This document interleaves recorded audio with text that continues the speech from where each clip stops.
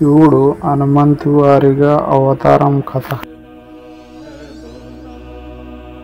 పార్వతీదేవి అడిగిన ప్రశ్నలకు శివుడు సమాధానం ఇచ్చాడు. విష్ణువు రామునిగా అవతరించినప్పుడు నేను అతని సేవకుడిగా జన్మనిస్తాను. ఆ సమయంలో అంజనాదేవి భక్తిగా తపస్సు చేస్తూ ఉండగా శివుడు ఆశీస్సులతో హనుమంతుడు జన్మించాడు. వాయుపుత్రుడిగా చిన్ని హనుమంతుడు తన శక్తిని తెలియక సూర్యుడిని పండనుకుని ఆకాశంలోకి ఎగిరిపోయాడు.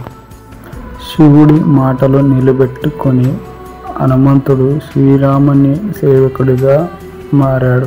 ఆయనే భక్తి హనుమంతుడు. శివుడుగా జన్మించిన హనుమంతుడు భక్తికి ప్రతీకగా, శక్తికి మూర్తి రూపంగా. హనుమంతుడి ద్వారా శివుడు తన వ్యక్తిని నిలబెట్టుకున్నాడు. ఈ కథ శివ హనుమంతుల ఏకత్వాన్ని గుర్తు చేస్తుంది.